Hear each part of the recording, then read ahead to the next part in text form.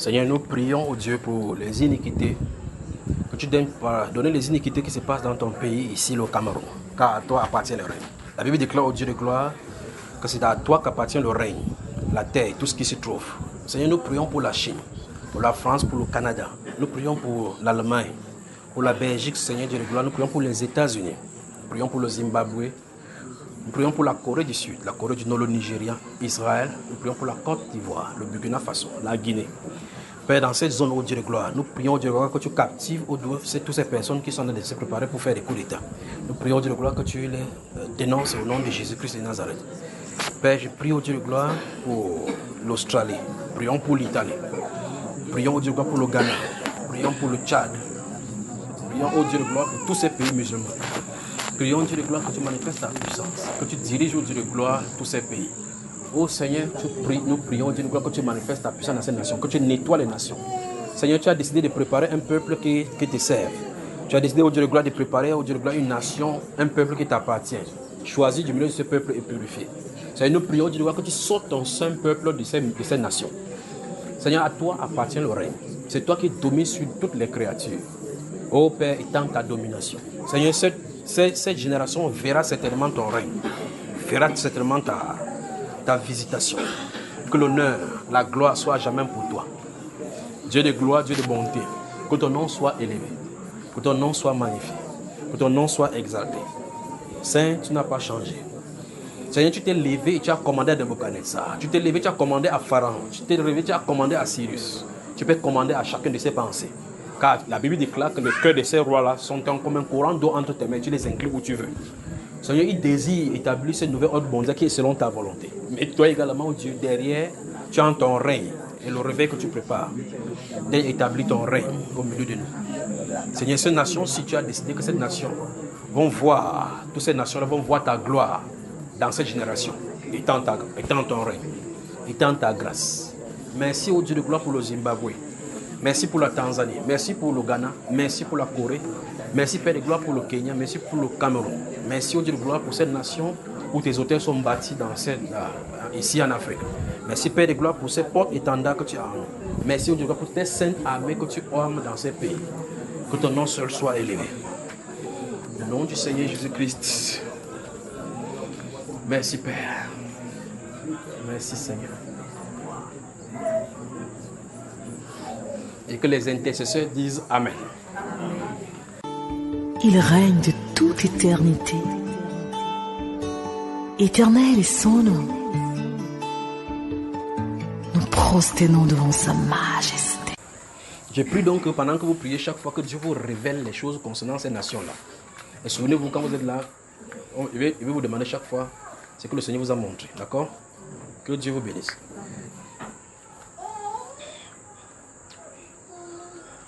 Ouvrez la Bible, ouvrez la Bible. On continue dans la deuxième partie de ce que vous avez vu la dernière fois, à moins que vous ne vouliez pas qu'on travaille. Vous êtes fatigué?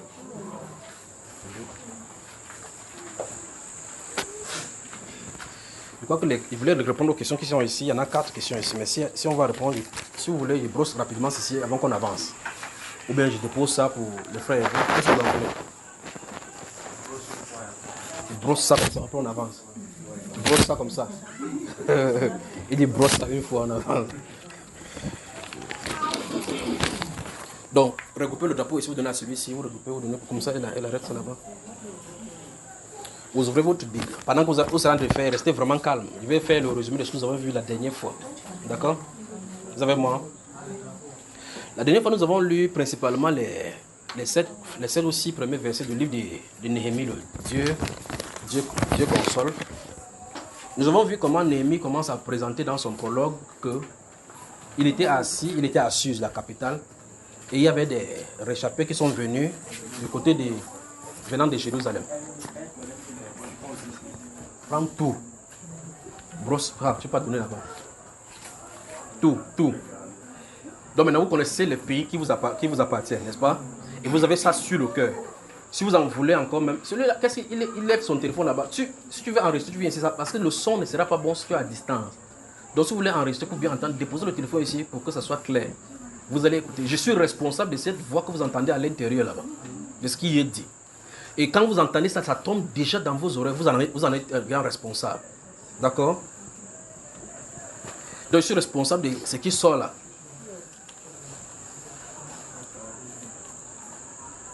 Que Dieu vous bénisse. Je veux toute votre attention par ici maintenant. D'accord? Alors, je tente de dire que la dernière fois, mercredi passé, c'était le 14 octobre. C'est ça, non? Nous avions vu ici, hormis ce que j'ai parlé des différentes choses. Je vous ai parlé de ces animaux-là que j'ai vu sortir des zoos, des endroits affamés, n'est-ce pas? Je vous ai parlé de ces grands réveils qui ont devenir, qui va bouleverser les nations, les dénominations principalement l'Église catholique. C'est pour ça que l'Église catholique est amusant, ce qui en est d'arriver. Et je vous ai parlé d'un pasteur ici. Il tente de les surveiller pendant qu'il était prié pour venir ici. Le Saint-Esprit me mettait à cœur de prier. J'ai cité le nom d'un prêtre ici la dernière fois. Vous vous souvenez? Il dit ça exprès. Et puis j'ai remarqué comment les cohortes de démons sont allés pour aller l'attaquer. Il dit, la semaine dernière, j'ai parlé, il dit, pendant qu'il parlait de ce catholique, il dit que j'ai vu un monsieur sur YouTube, et j'ai donné son nom exprès. Vous voyez, c'est pour ça qu'il dit qu'il y a certaines choses qu'il ne donne plus dire. Parce que quand il dit comme ça, subitement, l'attaque est contre la personne. Que Dieu veille sur lui. Alors donc, j'étais de le dire, la semaine dernière, je vous ai donné 2 livres principalement. Le livre de 1 Samuel, chapitre 2 et chapitre 3. J'ai dit qu'on devait y revenir. J'ai dit que nous lisions le livre de Néhémie. On devait lire le chapitre 1, 2, et puis le 3, vous devez lire à la maison. Le 4, on va lire les 2 premiers versets. On n'a pas encore fini le chapitre 2, pas vrai? Et dans ce chapitre 2, donc, lorsque nous voyons la dernière fois, nous avons vu principalement, vous avez dit qu'il y a brosse ici avant qu'on...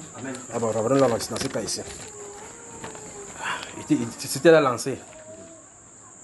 Bonsoir bien-aimés, j'espère qu'il n'y a plus d'autres questions là-bas. Bonsoir bien-aimés dans le Seigneur. Je voudrais comprendre, ça c'est la première question. Je voudrais comprendre le verset 9 du chapitre 13 d'Hébreux, surtout la deuxième partie qui dit car il est bon que le cœur soit affermi par la grâce que par des aliments. La personne dit qu'elle veut comprendre ce que Hébreux chapitre 9, le verset 13 dit. Vous y êtes? Chapitre 13, verset 9. Dans la deuxième partie qui dit car il est bon que le cœur soit affermi par la grâce.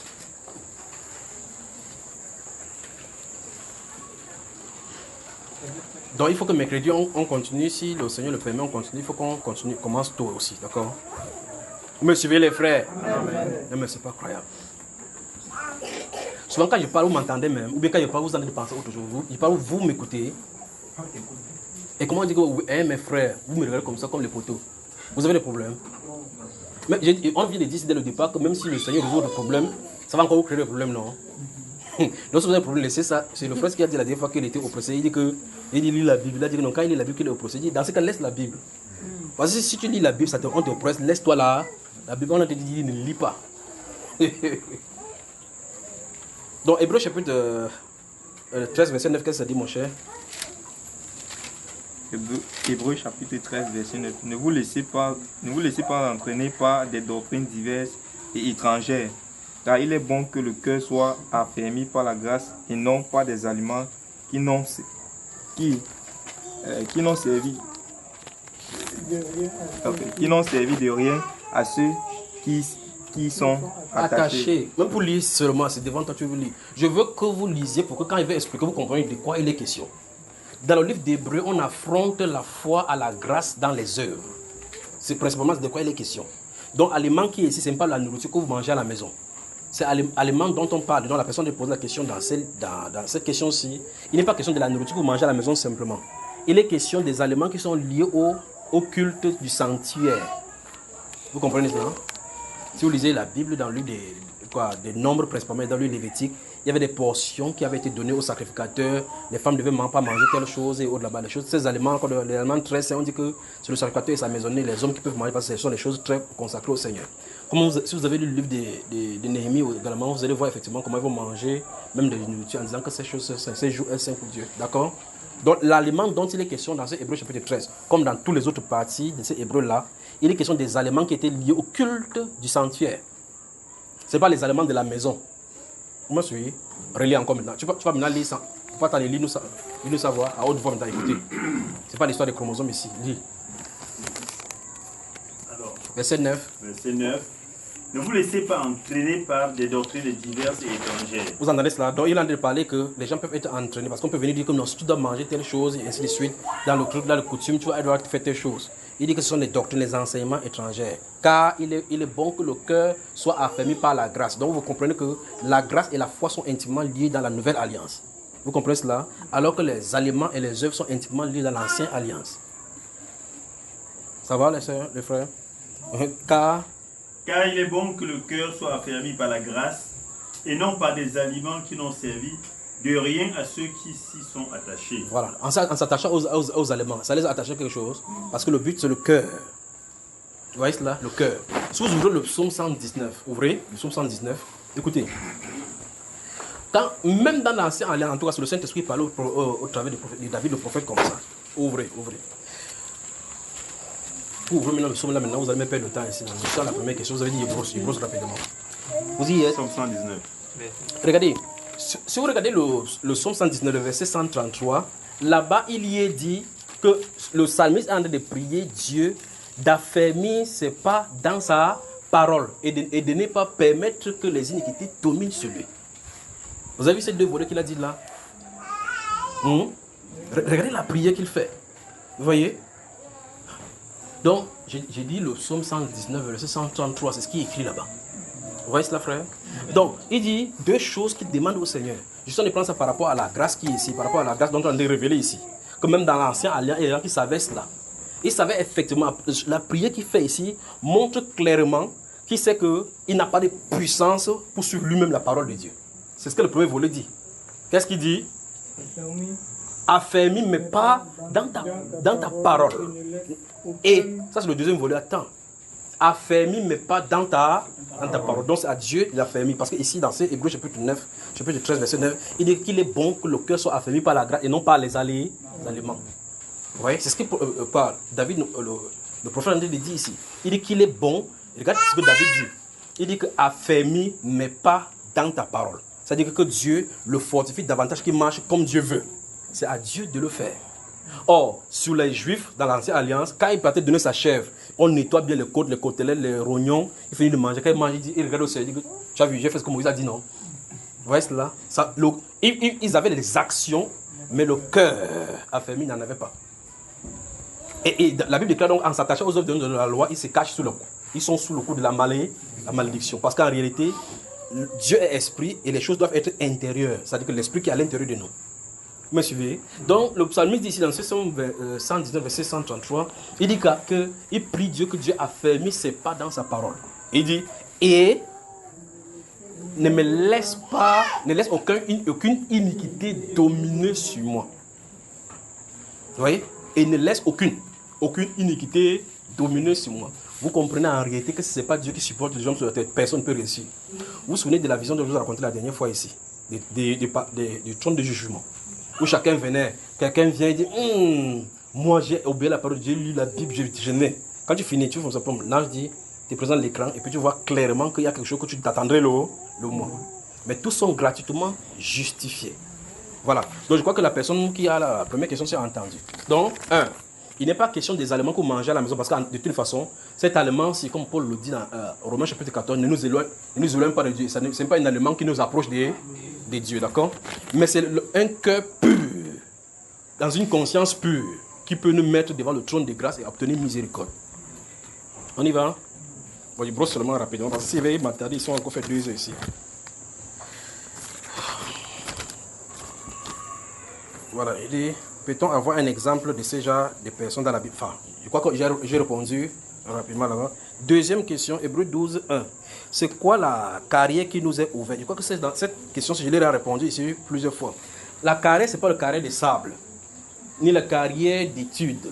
D'accord? Ça veut dire que cette route nouvelle, cet exemple, quand on dit cette carrière qui nous est ouverte, avec ces grands lieux de témoins, parce que la parole dit qu'il y a cette carrière avec, parce que initialement, je ne sais pas si vous me dites, hein? Vous m'entendez? Voilà. Dans le livre d'Hébreux, chapitre 11, à partir du verset 1, on présente ce qu'est la foi et les différentes manifestations, ainsi que les gens qui ont parcouru cette foi-là. C'est les gens que le Seigneur a utilisés dans le passé et ont manifesté ce type de foi, chacun en son domaine différemment. Et à chacune des personnes présentées dans les Saintes Écritures, comme exemple, la foi diffère. Et ses manifestations diffèrent également. Vous avez moi? Ok.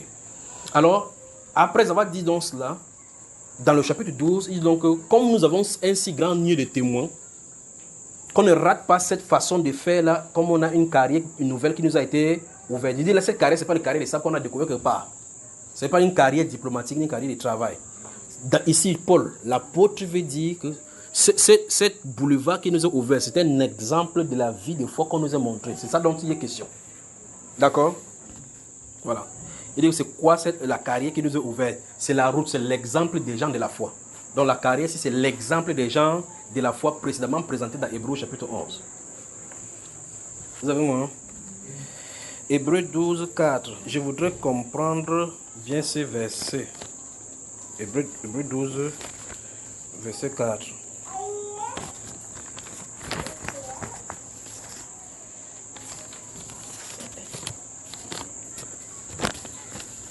Hébreux 12, verset 4.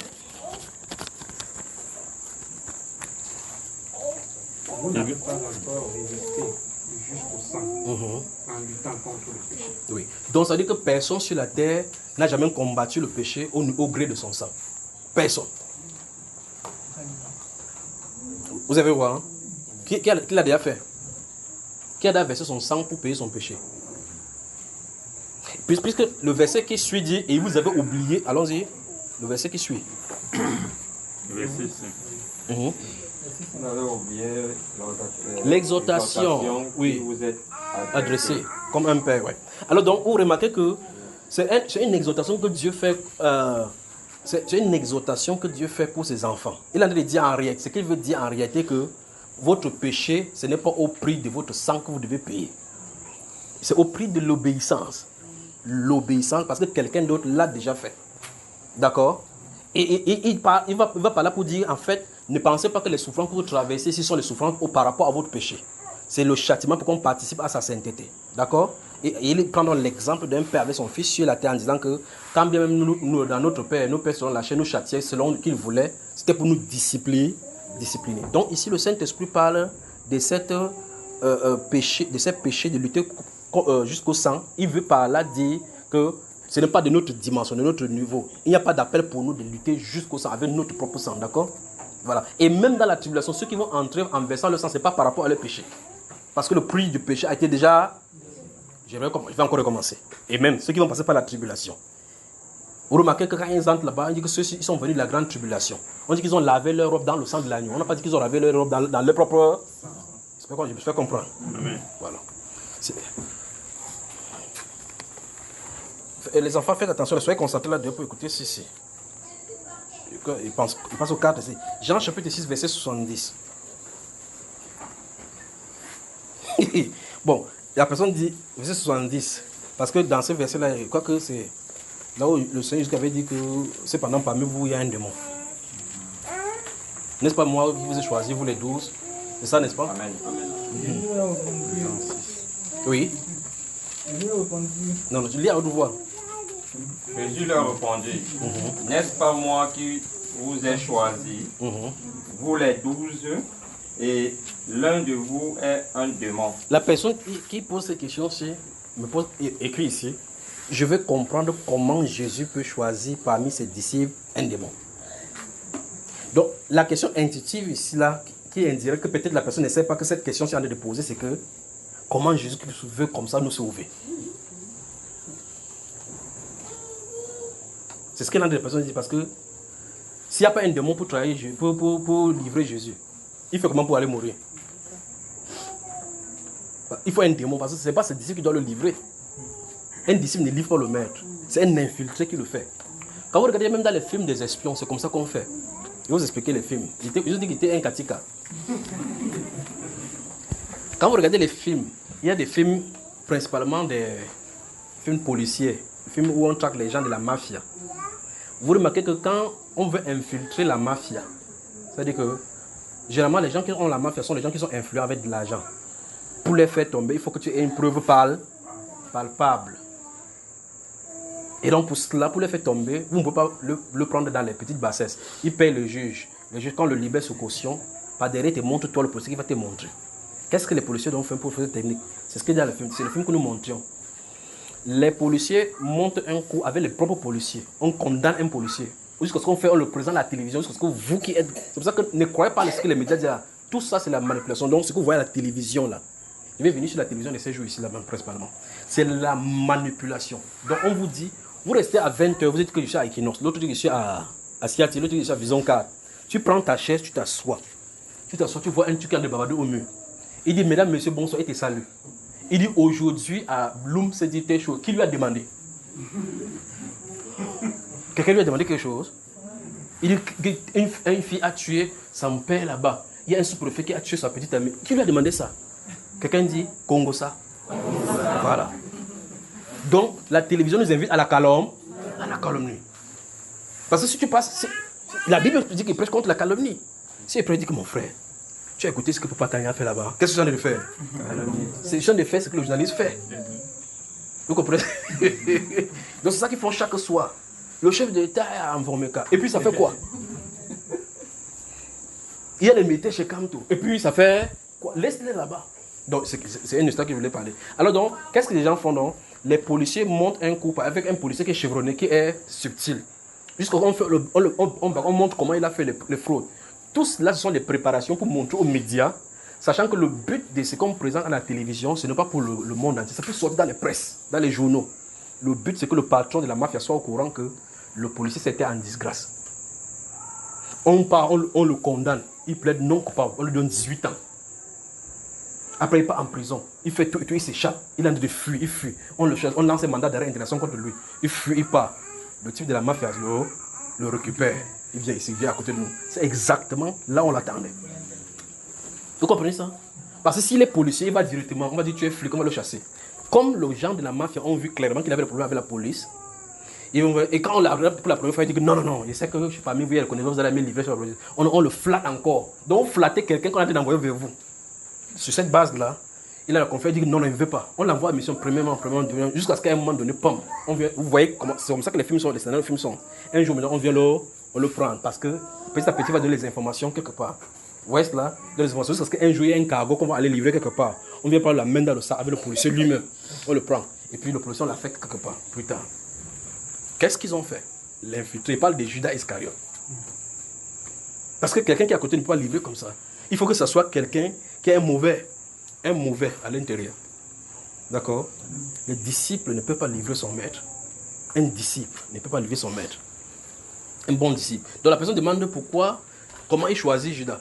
La Bible dit que ce n'est pas Jésus qui a choisi depuis l'éternité qu'on l'a choisi. La Bible dit que même s'il en livre, qu'il met comme ça, il met son pied, après il demande pardon. On multiplie ces pardons-là pour des péchés. Que ses enfants et ses petits-enfants, même sa femme, doivent divaguer sur la terre. Les générations sont maudites. C'est ce que la Bible disait de l'avant qu'ils ne viennent. Donc maintenant, se dit que pourquoi Judas? La question que moi je me pose chaque fois, c'est que pourquoi quelqu'un devrait aller faire un baiser à Jésus pour qu'on puisse le prendre? Puisqu'on le prenait, on connaissait ce qu'il est, on devait le faire. Cette question-ci, je n'ai pas encore la réponse. C'est l'une des questions de la Bible. Pourquoi fallait-il que quelqu'un va dire, viens, je veux le lire, puisqu'on connaît là où il est. On veut l'arrêter, n'importe où on l'arrête. Pourquoi fallait-il ça? Vous comprenez?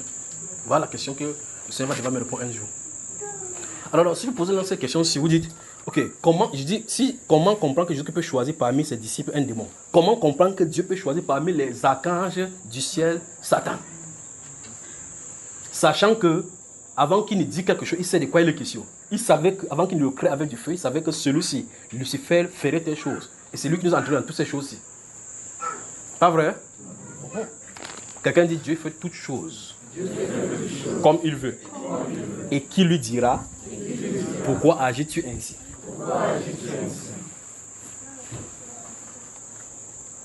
C'est ces choses qui font que quand vous regardez les mondains, je crois que j'étais à la radio une année avec un monsieur qu'on appelle le professeur Emmanuel Glipot.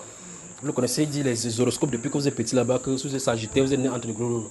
Quand il est coincé là-bas, il dit qu'il y a un monsieur là-bas qui s'appelle Joseph, il a sa petite amie. Et puis quelqu'un vient lui intimer l'ordre que si une tante va toucher cette femme-là, il dit, non, il ne peut pas croire ces bêtises. Il prend les choses folles du monde pour confondre les sages. Donc plus tu fréquentes, plus tu t'éloignes vraiment de Dieu. Si je n'ai pas la grâce de Dieu sur toi, tu vas croire que tu es Dieu. On y va là. Est-ce possible d'être en même tant disciple et démon. Bon, la preuve en est que Judas était un disciple et c'est possible.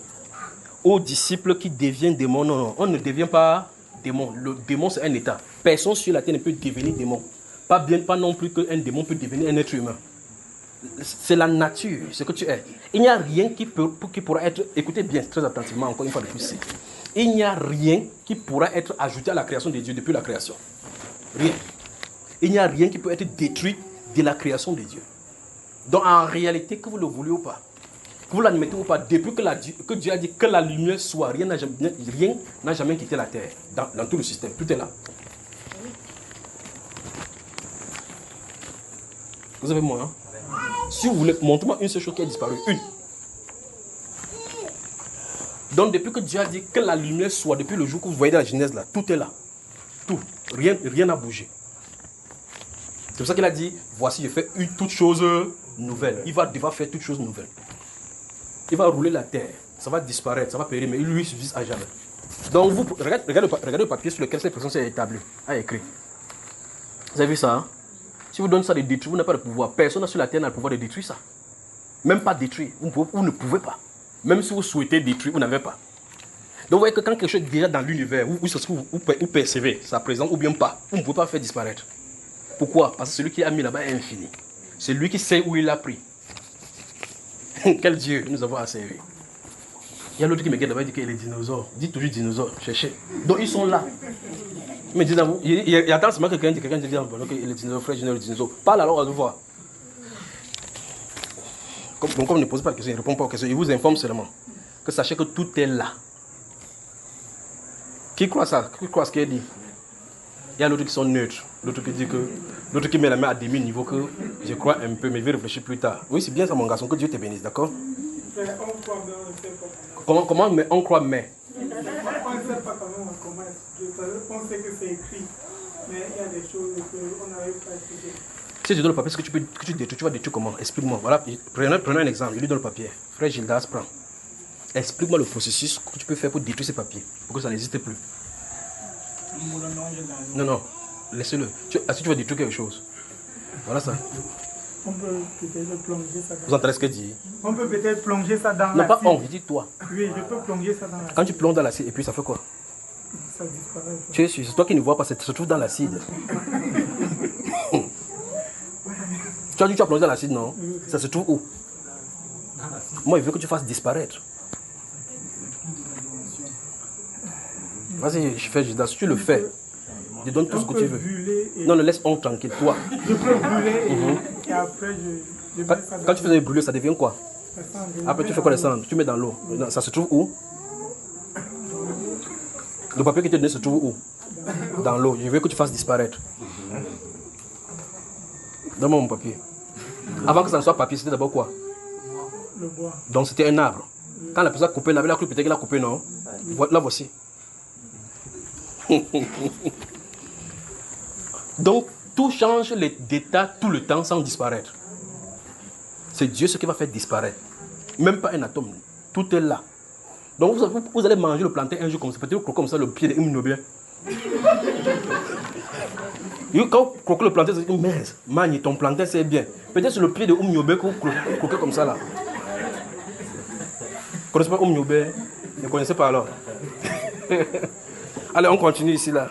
Vous avez même fait parler des choses ici. Quand vous êtes dans l'existence, c'est pour ça que personne ne peut se cacher. Quand la Bible déclare que Dieu va appeler les gens qui étaient décédés depuis, qui viennent en existence, vous devez vous poser des questions. Il dit, bon, il y a des gens que le tigre a mangé. Ils ont fait ça. Les gens que le lion a tué, pas vrai? Mais Dieu dit qu'il va demander au lion l'âme de la personne qu'il a versée. Il va appeler les gens qui sont morts dans la mer. Les gens qui sont morts. S'ils meurent dans la mer, le crocodile les mange. Bon, Dieu va les appeler, ils vont venir d'où? C'est parce qu'ils ont quitté d'un état à un autre.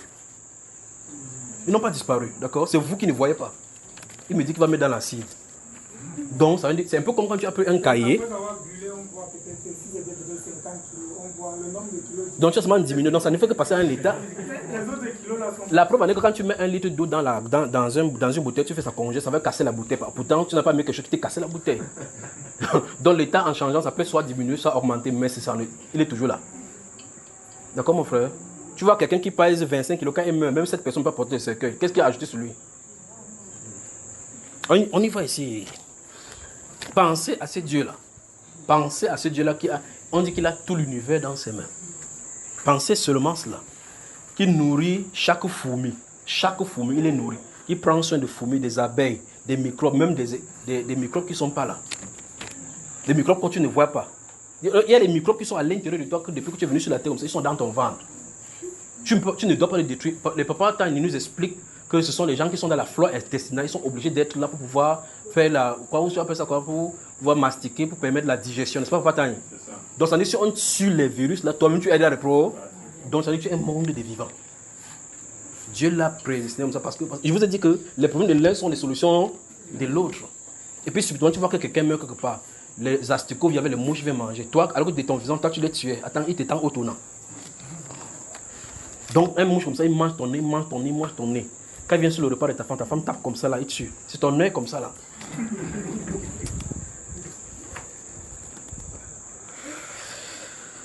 Tout en sachant que la Bible parle de ce que l'état des chrétiens est prédestiné. S'il vous plaît, je veux comprendre s'il y a une révélation derrière ça. Bon, on a tout dit, non? La révélation, c'est que le diable et Dieu sont des complices. Ils travaillent ensemble. Personne ne travaille avec personne. Quand Satan va aller faire le mal, il va demander l'auto. Quand on veut marcher sur la terre, on demande l'autorisation au souple. Vous suivez mon regard, non? Mais dans ces souples, on dit que tu es illégal, mais on peut quand même lui demander l'autorisation. Quand Satan est dans son royaume, il dit que non, c'est moi qui suis Dieu, c'est moi qui peut donc agir alors. Quand il va sortir, il dit, permets-moi de frapper, genre, pas vrai? Mais quand il avait ses serviteurs, il gueule Dieu, non? Il n'y a pas de problème. Donc l'opposition et le pouvoir qui sont sur la terre, ça n'a pas commencé aujourd'hui. Ça n'a pas commencé aujourd'hui. Donc cette personne se demande est-ce qu'il y a une révélation? Il y a une révélation. La révélation, c'est que Dieu et Satan sont complices. C'est ce que la Bible enseigne. Ils sont complices. Donc toute personne qui va venir sur la terre, vous allez essuyer pour Dieu, vous allez essuyer pour Satan. Vous allez entendre qu'en fait, vous allez entendre qu'en réalité, n'importe quoi que vous voulez faire sur la terre tourne autour de Dieu et de Satan.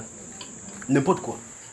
Prenez un exemple que vous voulez faire, n'importe quoi. Vous voulez prendre n'importe quoi, ça tourne autour de Dieu et de Satan.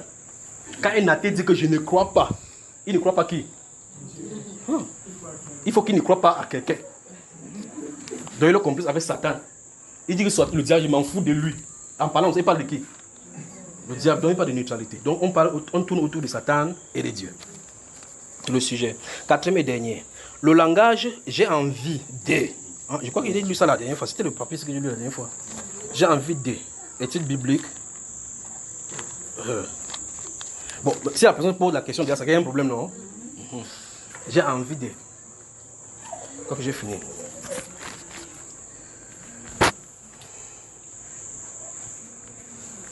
Écoutez bien.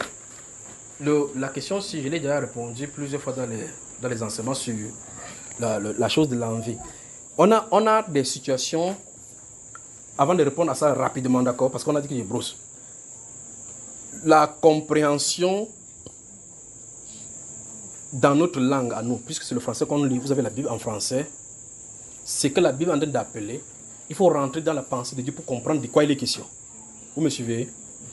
On est arrivé à une ère où il faut véritablement restituer le langage biblique au sein. Vous regardez les films, les séries télévisées, vous allez voir pêle-mêle. On va au cinéma. Est-ce que tu aimes Tom Cruise? Je l'adore. Ma soeur, tu veux un peu d'ananas? Ma soeur, j'adore l'ananas. Il adore les yeux de Tom Cruise. Il adore l'ananas. Il adore Serena et Serikou. Il adore Siriki et Souke. Il adore ma famille. Il adore tout. Donc, tout. Il adore tout. Tu aimes quelle marque de voiture? Renault, j'adore. Qu'est-ce que cette personne est en train de faire? La Bible déclare tu n'adoreras aucune autre personne autre que Dieu. Donc, parmi les 5 exemples qu'il vient de citer, la personne sait à combien de dieux? Combien de dieux là? Là, c'est 5 dieux déjà, au moins qu'on connaît quand elle a dit de sa propre bouche. Parce qu'elle a confessé qu'il adore ça. C'est la confession. Vous voyez cela, n'est-ce pas? Maintenant, en intimité, qu'est-ce que ces personnes, si tu essaies de voir ces personnes, qu'est-ce qu'il va te dire? Il dit non, je veux dire aimer. Pour quelqu'un dans ce cas, dit aimer. Ne dit pas adorer. Parce que si c'est adorer, c'est réservé exclusivement au Dieu Tout-Puissant, le Dieu d'Israël. Or, si vous ne voyez pas cette subtilité-là, vous allez voir dans les films, ça se dit comme ça. Dans le Talmud, n'importe où, ça se dit parce qu'en réalité, les gens qui sont des païens n'ont pas la notion du sacré. Ils peuvent utiliser adorer n'importe comment. Tu dis que tu as quelqu'un mince, mon frère, tu as goûté l'ondolé de grâce là. Il dit mince, c'était la mort. Comment l'ondolé c'est la mort? Dans sa tête, c'était, tu dis quoi? Il dit l'ondolé était bon à mort. Mince. Bon à mort comment? Vous voyez les problèmes, n'est-ce pas, avec le langage? Il dit que c'était trop bon à mort. Vous pouvez quelqu'un dire que c'était trop bon à vie. Que c'était trop à vie. Ouais, quand tu dis maintenant ce qui est bien, ça semble bizarre dans ta tête, n'est-ce pas? C'est même plutôt bizarre parce qu'en réalité, c'est bon à mort qui est bon. Donc, vous voyez les problèmes que nous avons les problèmes de langage. De telle façon que quand il y a quelqu'un, on ne va pas à l'église, ou lui il dit que c'est toi qui as le problème. Parce que longtemps, on a toujours dit je m'en vais à l'église. Donc, il a du mal à dire, à comprendre comment on ne va pas à l'église. Donc, pointe quelqu'un encore, je veux que tu pointes quelqu'un avec le doigt. Dis s'il te plaît, mon frère, on adore seulement Dieu. Laisse les ananas tranquilles. Les yeux de quelqu'un. Les marques des vêtements. Les styles d'huile. Les styles des pantalons. Ne les adore pas. Voilà. C'est bien compris? Hein? Il y a quelqu'un qui a répété, je l'ai répété même, voilà. Donc la Bible déclare que tu adoreras le Seigneur lui seul. Lui seul. Donc quand quelqu'un vous dit que j'adore la Bible là. J'ai adoré ton message. Non, il ne faut pas dire cela.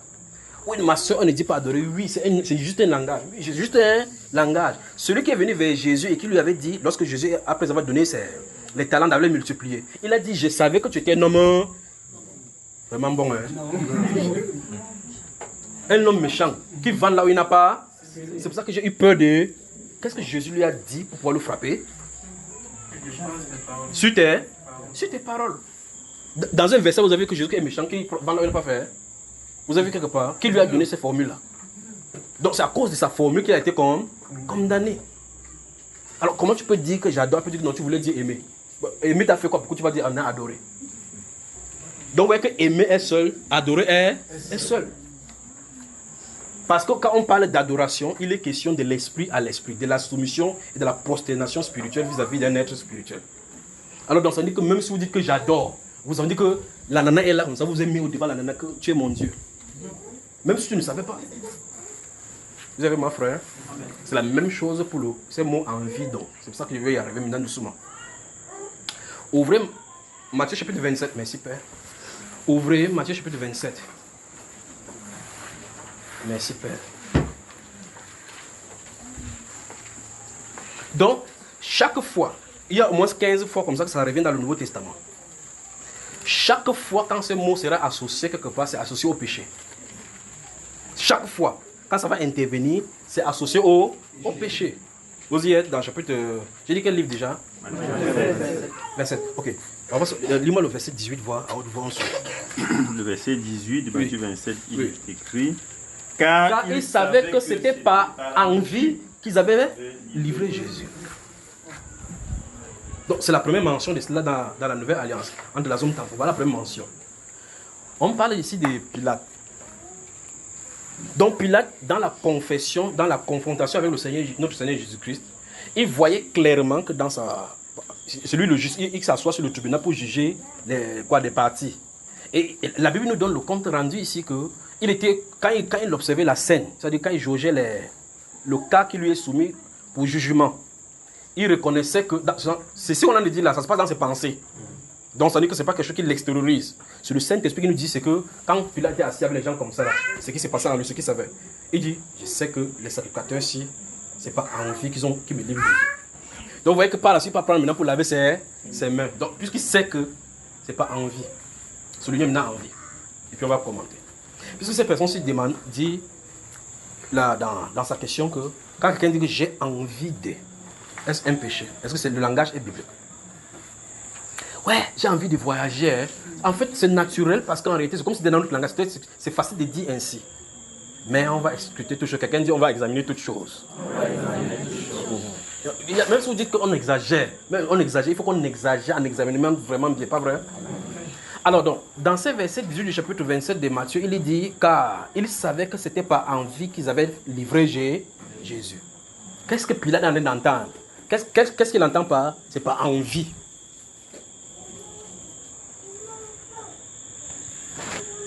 Qu'est-ce que Pilate dit par c'est pas envie? Mais allons-y, commencez à parler. C'est vrai, on dit quoi concrètement? Ça veut dire que vous pouvez substituer là-bas. C'est ainsi que vous pouvez voir les différentes connotations des mots envie dans les Saintes Écritures. Mais le problème, c'est que c'est mis là-bas envie. D'accord? Le mépris, la jalousie. Alors, ça commence à rapprocher doucement. Ça commence à rapprocher. Il convoque quoi là-dessus? Donc, jalousie, ça rapproche, méchanceté se rapproche encore. Il est dans le contexte de Matthieu chapitre 27, verset 18. D'accord? Bon, maintenant, la Bible déclare qu'il savait que ce n'est pas envie qu'il livrait Jésus. Maintenant, rentrons dans le fond maintenant pour voir les interactions que ceux-ci ont eues avec Jésus. Dans Luc chapitre 13, quand il a guéri, ils étaient comment?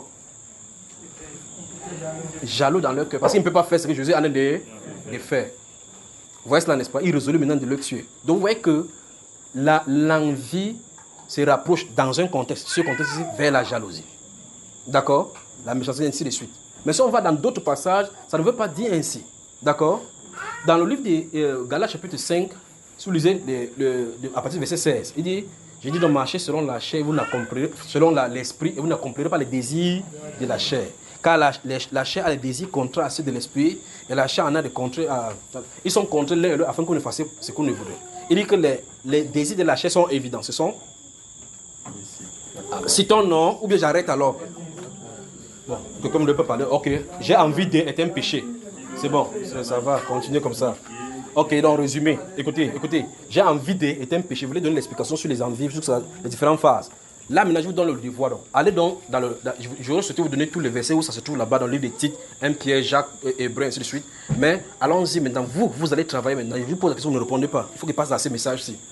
Allez dans la Bible, regardez, chaque fois qu'on va parler de l'envie, lisez. Je dis tous les versets qu'on va parler de cela, c'est lié au péché. Vous me comprenez, n'est-ce pas? Donc tous les versets qu'on va parler, il y en a presque 15 dans toute la Nouvelle Alliance là-bas. Partout où on parle de cela, il est question du péché. L'envie n'est pas attachée à un endroit de l'esprit. D'accord? Donc vous allez à chaque fois, dans chaque contexte, ressortir à quel péché, ou mieux encore, ce qui veut dire c'est le synonyme. C'est-à-dire que si on ne dit pas envie là-bas, qu'est-ce que ça peut vouloir dire? D'accord? Parce que dans le cas de Pilate, on peut dire, il savait que c'est par jalousie qu'il voulait le tuer. On peut remplacer envie par jalousie. Dans ce contexte-ci, envie veut dire jalousie, va dans le sens de la jalousie. Ça va dans le sens de la méchanceté. Même si vous mettez méchanceté là-bas, ça va dire la même chose. D'accord? Donc vous regardez comme ça dans tous les contextes là. Que Dieu vous bénisse. Je crois que j'ai brossé ces questions-là, non? Les sœurs et frères, je peux maintenant commencer.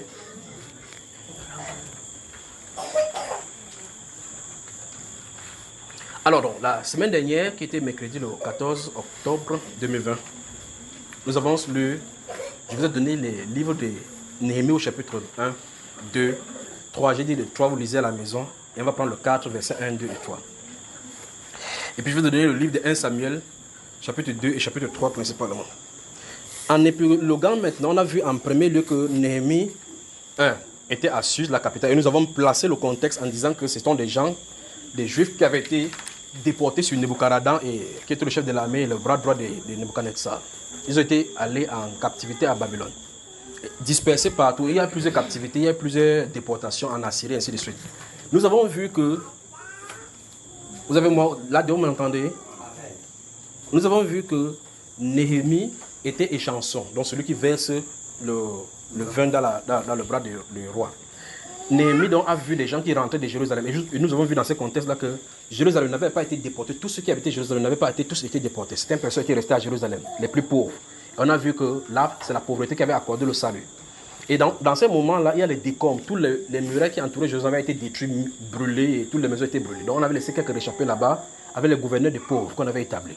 Toutes ces personnes dans ce territoire, c'était un territoire annexe donc de la Babylonie. Ce qui fait que si quelqu'un voulait sortir de cette frontière ou entrer là-bas, devait demander l'autorisation au gouvernement de Nebuchadnezzar à Babylone. D'accord? Dans ce contexte, donc, maintenant, des personnes quittent Jérusalem pour venir.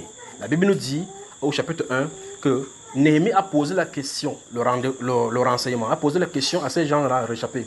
Comment vont nos frères qui se trouvent là-bas et comment vont à Jérusalem? Deux questions qu'il leur a posées, c'est ce que nous avons vu. Et à cette question-là, la réponse a été donnée. Il dit qu'ils sont là-bas au comble du désespoir. Et les murs de Jérusalem sont en feu et en décombre. La Bible déclare quand il a entendu cela, il fut dans la désolation. Il s'assit. Il pleurait pendant quoi? La personne, si ça doit avoir 3 jours. Mais je vous ai demandé effectivement de souligner ça. Qui a dit 3 jours ici là maintenant? Oh, vraiment, les gens, c'est jamais fini. Alors, pendant ces jours, la Bible déclare qu'il a prié, il a jeûné, n'est-ce pas? Et j'ai fait exprès que vous souligniez plusieurs jours, parce que le nombre de jours n'est pas donné exprès. C'est pour cela que c'est dit plusieurs jours. Parce que s'il disait qu'il a fait 3 jours, il a fait 21 jours. C'est pour ça que vous entendez la prière d'Esther, parce que les gens savent que c'est 3 jours. C'est limité dans le temps, on ne peut pas manger. On sait quand on ne va pas manger, qu'on va manger. Vous voyez cela, hein? Pour Daniel, on sait que c'est 21 jours, quelqu'un peut faire. Mais vous n'entendez jamais une prière de Néhémie. Vous entendez quelqu'un dire, je fais la prière de Néhémie? Parce qu'ils savent que le plusieurs là a S. Bon, est-ce que plusieurs n'est pas souvent S? Parce que son S est sans fin. N'est-ce pas? Voilà. Donc vous voyez qu'en réalité, ce style de jeûne, quoi qu'on va revenir, je ne sais pas si c'est avec vous ici qu'on va traverser là, un autre point sur le jeûne pour bien entrer dans ce style de jeûne ici, d'accord? Je crois qu'on va devoir voir cela. Maintenant, Néhémie donc est resté plusieurs jours dans le jeûne et dans la prière. Et nous avons vu le style de prière qu'il a offert à Dieu. Cette prière était une prière de repentance. Et nous nous sommes posé la question, comment se fait-il que les gens, ceux-là ont traversé la route, n'ont pas eu ces mêmes réactions? Pourquoi c'est le cœur de Néhémie qui a été préparé à cette action-ci, à prendre les choses de Dieu à cœur? Et dans la prière de Néhémie, nous avons vu que Néhémie ne prie pas pour lui seulement, il prie en reconnaissant effectivement l'état qui les a amenés dans cette situation. Là maintenant, nous avons apostrophé maintenant pour le cas d'aujourd'hui, le cas de l'Église, pour voir clairement que l'Église est allée en Babylonie. N'est-ce pas? Et que chaque fois quand c'est le temps de la restauration, Dieu envoie des restaurateurs pour restaurer afin que Jérusalem soit rebâti. Mais il y a 2 choses à rebâtir. Il y a des places qui doivent être nettoyées pour le muraille tout autour. Parce que le temple, c'est autre chose. D'accord? Parce que le temps pour rebâtir le temple de Jérusalem, c'est fait et annoncé par Cyrus et non par Antazézès. Je crois qu'il y a quelques années, 5 ans ou 6 ans, j'avais parlé de cela dans les grandes tribulations, l'enlèvement et la grande tribulation. J'ai parlé de cela. Parce qu'il y a un ordre dans le livre de Daniel. Parce qu'il y a un ordre qui est censé donner. Parce qu'on dit depuis le temps que la parole va sortir, que Jérusalem en soit rebâti, jusqu'au il y a tel nombre de temps. Donc le début du comptage, c'est telle parole. Et quand vous regardez, il y a 2 paroles qui sont sorties. L'un, c'est pour bâtir les murailles de Jérusalem. L'autre, c'est pour bâtir le sanctuaire. D'accord? Et l'autre, Dieu dit dans le livre d'Ésaïe, chapitre 45, que Cyrus est son oint. Il va le faire pousser à faire toute sa volonté. Le Cyrus d'Ésaïe, chapitre 45. Et c'est donc ce Cyrus là qui va proclamer la délivrance et donner aux captifs de Jérusalem d'aller bâtir, et ceux qui étaient sous sa domination, d'aller bâtir le temple de leur Dieu pour servir, afin que tous les cieux servent Dieu. Vous avez mon frère? Alors on se posait la question, et c'est là qu'on a commencé à voir le parallèle avec nous, que l'Église est effectivement allée en captivité. N'est-ce pas, frère? Et lorsque nous développons cela, nous avons vu un extrait. Nous avons vu que la promesse qui a été faite aux Juifs, c'est que Dieu les bénissait sur leur territoire. Parce qu'il avait dit que c'est le territoire de la promesse où coule le lait et le miel. Donc les bénédictions de Dieu se trouvent dans ce territoire-là. C'est là où Dieu les attend. Et là, maintenant, j'aimerais maintenant, avant qu'on continue, où se trouve dans le territoire de la bénédiction des chrétiens? Ce territoire, leur territoire, et c'est où? Notez Actes des Apôtres, chapitre 2. Notez, on continue maintenant. Si on ne finit pas aujourd'hui, mercredi prochain, on commence, mais on commence plus tôt. Parce qu'après ça, après l'affaire de Néhémie, on va virer autrement. Écoutez bien ce qu'il a dit ici. Une soirée ici, ça ne sera plus comme les autres soirées. Une soirée. Une des soirées et les choses vont changer. Une des soirées. Dans Actes chapitre 2, si vous regardez le verset 38,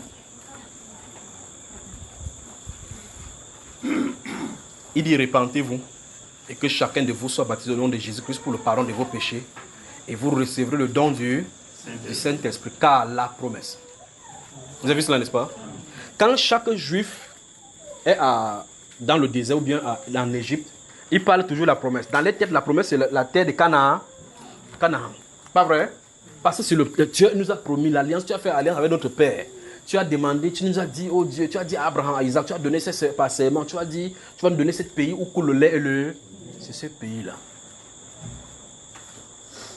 Donc pour eux, c'est ça. C'est dans cette terre-là qu'ils pêchent et Dieu les envoie en captivité. Et nous avons vu que il avait dit le Père avait dit à Moïse d'écrire ça comme cantique et leur apprendre que quand ils seront entrés dans ces pays, ils vont pêcher, Dieu va les amener dans d'autres pays. Pas vrai? Et c'est ce qui est arrivé effectivement.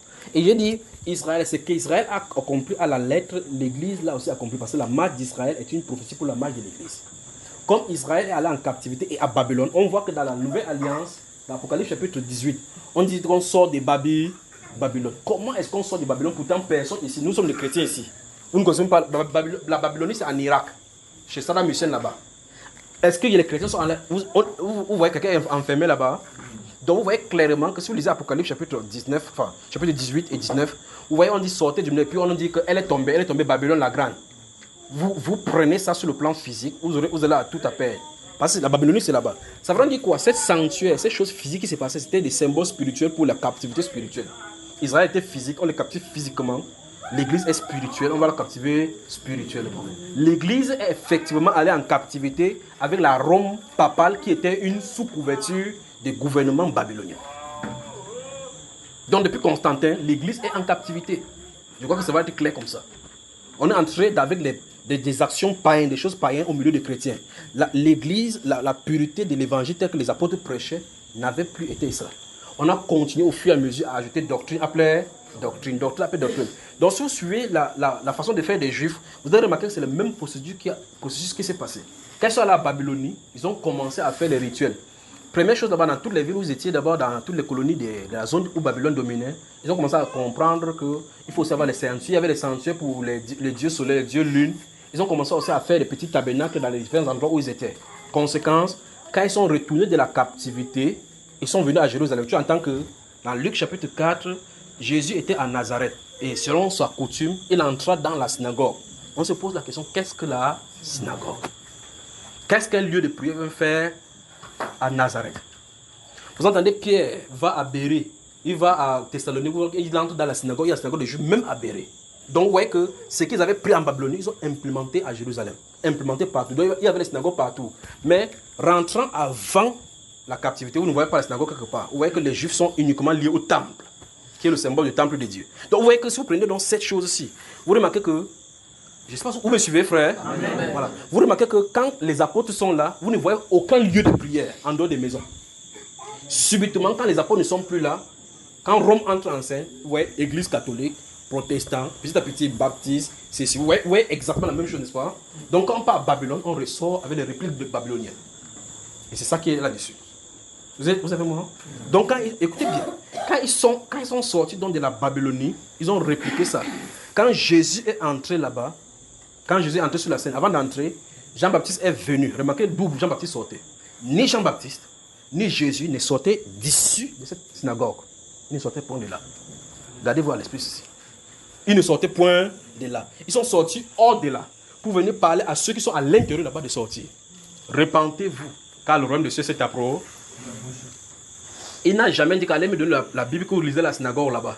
Détruisez ces synagogues là-bas. Il prêche seulement. Les gens finissent d'écouter le sabbat samedi. Ils finissent, ils parlent à l'église, les gens bâtis derrière, à côté des eaux. C'est pas ça, frère? Amen. Quand ils marchent dans le désert, ça brûle, les gens s'assoient sur un endroit, ils commencent à voir les sauterelles. Ils voient les arbres. Ils disent, regardez les troncs d'arbres, on a coupé. Il dit, oui. Quand il se tourne, il guette comme ça. Il dit, déjà la cognée est mise à la racine de tout arbre. Voilà, ça ne parle pas d'évangile. Ce n'est pas écrit dans l'ancienne alliance. Moi, je vous baptise d'eau, il vient. La Bible déclare que le peuple venait en foule. Point quelqu'un maintenant dit, il n'y avait pas de radio. Il n'y a pas radio solution. Pas radio bonne nouvelle. Pas de WhatsApp. Pas de publicité sur satellite. Mais la Bible déclare, les gens venaient en foule. Des territoires des gentils. Pour être baptisés par lui. Moi, je vous pose la question, qu'est-ce qui les attirait? Le Saint-Esprit. C'est ça le réveil. Donc, vous voyez qu'ils étaient dans la synagogue chaque fois. Mais quelqu'un vient se tenir là-bas. Repentez-vous. Parce qu'on a dit qu'il va crier dans le désert. Quand on crie dans le désert, celui qui parle, il n'est pas le problème. La personne qui l'a envoyé parler est responsable de la tirer. Vous voyez cela? Il dit, repentez-vous. Et les gens viennent, même les gens, le curé viennent. Ils disent, après, il rentre, c'est que le gars là, il est le fils de qui? Vous voyez le problème des êtres humains? Son éducation, il a fréquenté jusqu'où? Gamaliel est passé par chez toi. Sa technique là, il ne prêche pas bien. Il passe des gens, il ne sait pas s'il y a les enfants ou pas. Il violente l'esprit des gens. Il effraie trop les gens qu'il y a le feu qui vient pour le vanner les gens. Vous voyez cela, n'est-ce pas? Parce que sa prédication n'est pas raffinée à la lumière de la théorie. Je suis voulu placer quelque chose pour vous cesser. Quand il fait ça, remarquez que et de chaque groupe qui se trouve sur la terre, que ce soit les philanthropes, les hérodiens, les sadducéens, les pharisiens, tous viennent de là-bas pour être baptisés. Le plus curieux, c'est que quand ils sortent pour être baptisés, ils ne leur demandent pas de former un groupe, ni de construire quelque chose de similaire à eux. Parce que ce n'est pas la nature et la volonté de Dieu là-bas. La volonté de Dieu maintenant, c'est de laisser les gens vivre le royaume dans la liberté. Vous avez moi? Subitement, la personne pour qui il en est de préparer le chemin entre en scène. Il dit, le voilà, voici l'agneau de Dieu qui enlève le péché du monde. Même ses disciples qui étaient avec lui. Quelqu'un dit ses disciples. Quand André a entendu comme ça, il dit que, donc celui qui enlève l'agneau de Dieu qui enlève le péché, il dit oui. Donc toi tu laves seulement, il dit oui. Mieux je pars chez lui. Alléluia. Amen. Ne vous attachez pas au prédicateur. Attachez-vous à celui dont le prédicateur montre. Vous savez, n'est-ce pas? Donc, s'il y a quelqu'un qui a bien compris le message des gens, c'était André. Donc c'était fini comme ça, hein. Il dit, vous-même vous êtes témoin que j'ai dit que je ne suis pas lui. J'ai été envoyé seulement au devant de lui, parce que c'est lui qui enlève le péché. Il veut par là dire que si vous me suivez, vos péchés sont sûrs. Si vous le suivez, il va enlever. Donc il a compris que ok, les gens, oui, merci pour ta mission vraiment accomplie. Ils ont commencé à suivre qui? Jésus. Mais quelle était la réaction de Jean le Baptiste à ce moment-là? Il n'a pas dit, hey, c'est mon ministère, venez ici, pas vrai? Vous êtes mes disciples. Non. Le but d'un serviteur de Dieu, c'est d'être sur la terre, c'est d'être fidèle à celui qui l'a envoyé. Et quel est le but de celui-là? De ramener les gens pour qui la voix est venue vers lui pour envoyer. D'accord? Ce qui fait que les gens s'y sont connexes. Écoutez bien, vous êtes connexes à la personne qui vous parle actuellement au travers des couronnes qui lui sont liées. Vous me suivez? Je vous aime de toute façon.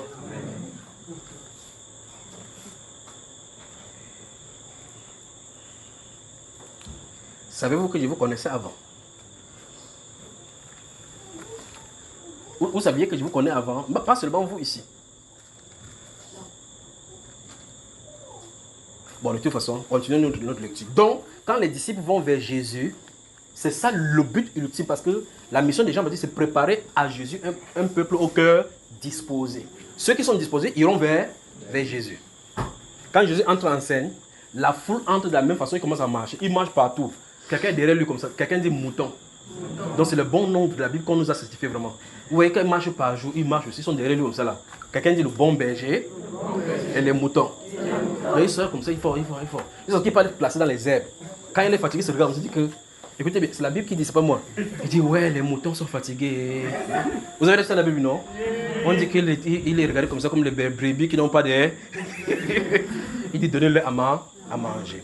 Mais à jamais, Jésus n'a pas dit construisez un temple pour quand il ne serait pas là, vous réunir. La question c'est, ne pouvait-il pas le faire? Ne pouvait-il pas le faire? Quel était son but de le faire?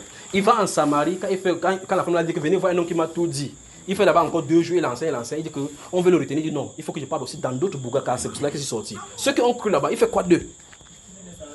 Parce qu'il sait que si tu as cru de façon authentique, que tu dormes, que tu ne dormes pas, tu entraînes de toutes les façons. Mais qu'est-ce que nous faisons aujourd'hui? Il faut que tu écartes des membres, on s'assure que tu es régulier.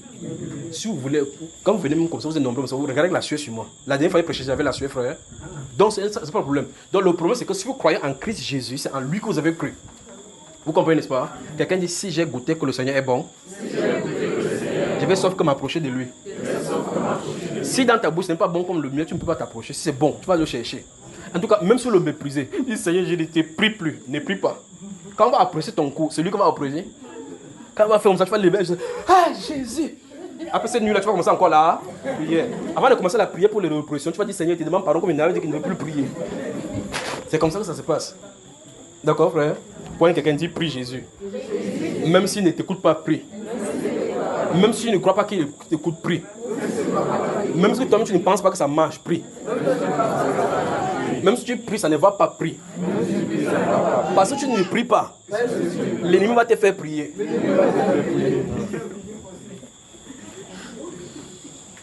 Vous venez ne priez pas, vous allez voir. Vous savez, il y a un monsieur ici, il ne veut pas donner son nom.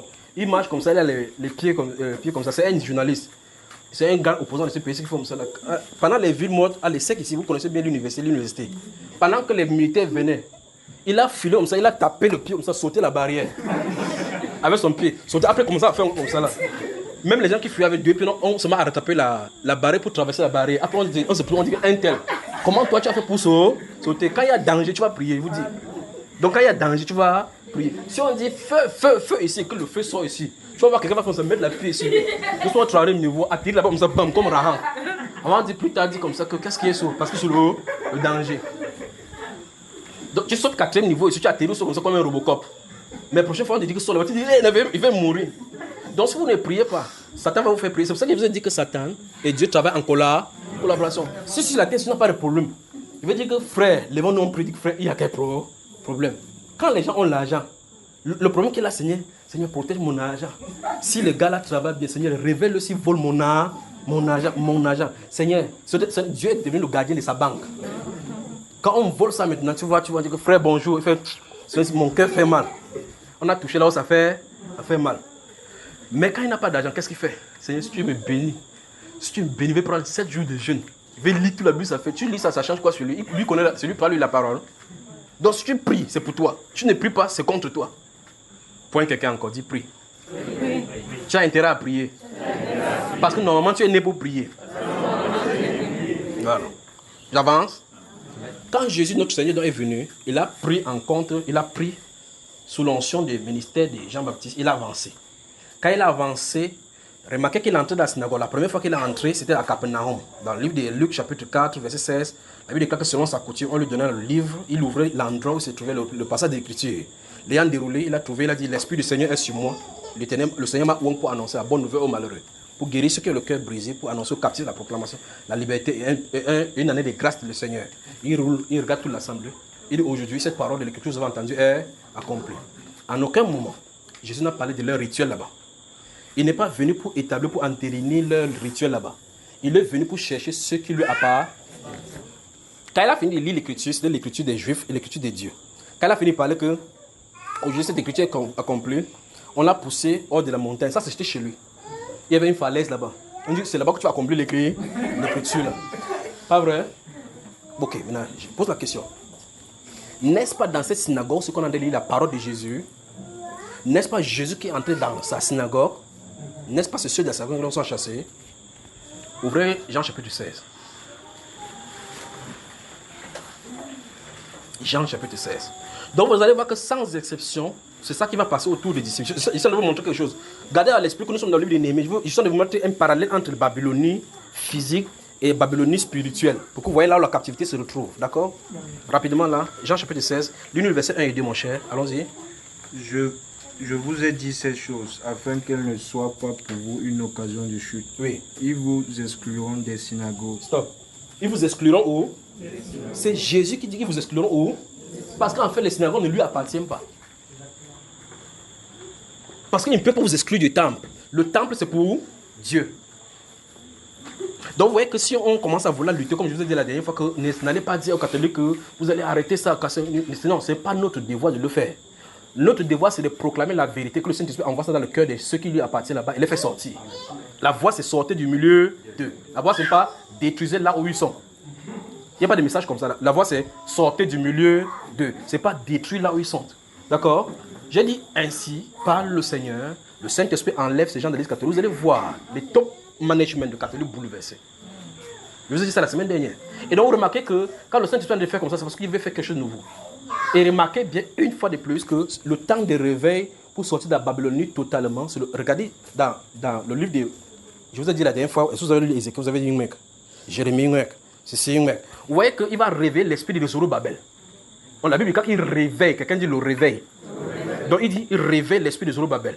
Quand Zorobabel est réveillé, il suscite Agé le prophète. Il suscite Zacharie le prophète. Il suscite Daniel le prophète. Pour qu'ensemble, pendant que d'autres ont préparé là-bas, d'autres ont préparé là-bas. Pourtant, quand Jérémie avait donné la parole qui les envoyait en captivité, les prophètes disaient que non, il ne viendra pas, il ne viendra pas. Il a encore envoyé que n'écoutez pas ce que dit votre prophète. Là, dans la ville où vous êtes, prenez les femmes, bâtissez des maisons. Ça vous dit que vous n'êtes pas sortis, mais maintenant. Donc, ça veut dire que ceux qui nous ont possédés, il y a cela 100 ans, si prier que Seigneur, le réveil final, ça ne peut pas venir parce que ce n'est pas le plan de Dieu là-bas. Il y a un temps de captivité, un temps de délivrance. Vous avez moi? Alors, ceux qui sont entrés en captivité, forcément, ce ne sont pas ceux qui sont sortis. Et donc, au moment de la délivrance, donc, des gens sont cités de part et d'autre pour parler de ces réveils. Je parle dans la Babylonie. Daniel de son côté, Néhémie comme son de voir, Esdras le sacrificateur. De l'autre côté, là, vous allez voir Mardoché avec les Esther. De l'autre côté, vous allez voir les gens qui sont en train de travailler, bâtir le temple et autres là-bas. Et il dit que la gloire de ce temple sera plus grande que les autres. Où est-ce là? Dans le dernier temple, si vous voulez connaître l'histoire de l'église de la première, ce dernier temple sera plus grand. C'est ce qu'il dit dans ce livre d'Agé et Zacharie, n'est-ce pas? Vous avez moi, n'est-ce pas?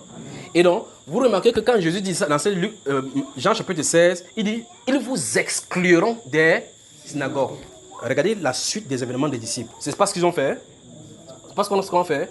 C'est juste que même c'est les Juifs qui allaient exciter que les gens portaient plainte contre Paul et autres là-bas aux yeux des païens. Leurs frères. Pourquoi? Parce que leur doctrine n'était pas conforme au quelqu'un dit règlement intérieur. Donc vous voyez que vous ne pouvez pas changer un système, il faut seulement en sortir. Jésus est venu trouver la synagogue. Il n'a pas dit détruisez votre synagogue. Il a parlé, ceux qui étaient destinés à la synagogue sont sortis. Il les a avancés. Il est avancé avec eux jusqu'à entrer là où il est entré. Pas vrai? C'est ainsi. Dieu va bouleverser dans les nations pour faire sortir et dans le monde ce qui lui appartient. Dans des sectes pernicieuses, la franc-maçonnerie, la rose-croix, chez les marabouts, tous les jours, toutes sortes de sectes que nous puissions avoir. Donc c'est le moment de la grande moisson. De la grande moisson. Quand vous voyez déjà l'armée, les armées se prosternent avec l'arme ici, les balises ici. Ils se prosternent, mais la Bible, les gens de l'armée, comme les armées américaines, des spécialistes qui tuent, ils se mettent à genoux, ils prient Dieu. Vous devez savoir que quelque chose ne s'est passé. Vous devez savoir que vous devez avoir peur que quelque chose se passe pour que les gens de l'armée, en groupe, ils se réunissent dans une salle avec l'arme sur eux. Ils se prosternent pour prier Dieu des cieux. Vous devez savoir que quelque chose ne va pas. Alors Dieu va effrayer la terre. Vous avez moi? Alors Néhémie donc fait partie l'un des artisans du réveil, donc en préparation des différents temples, enfin les alentours de Jérusalem qui étaient détruits. C'était sa mission. Mais je veux que vous regardiez quelle est sa façon de faire dans son cœur, c'est-à-dire la réaction quand elle a vu l'état qui était là. Mais l'état était là depuis. Alors j'ai posé la question à l'église, qu'est-ce que l'église est devenue et quel est notre état de cœur en regardant ces choses? Vous voyez cela? La Bible déclare qu'il a jeûné pendant plusieurs jours, il a prié, il a confessé les péchés de son peuple. Et il dit, l'heure n'est pas à dire que Seigneur, qu'est-ce que je vais faire? L'heure à la repentance. Essaie de voir si c'est la voie propice que Dieu a disposée pour son peuple chaque fois pour revenir. Dans 2 Chroniques chapitre 7, verset 14, il dit, si mon peuple, ce qui est invoqué mon nom, s'humilie. Qu'est-ce que veut dire s'humilier?